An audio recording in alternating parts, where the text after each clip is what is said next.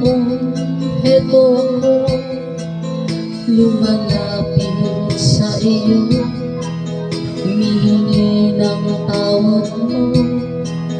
Sana'y kahabagan mo, pinagsisihan ko, tinanggap pagkukulang ko sa'yo.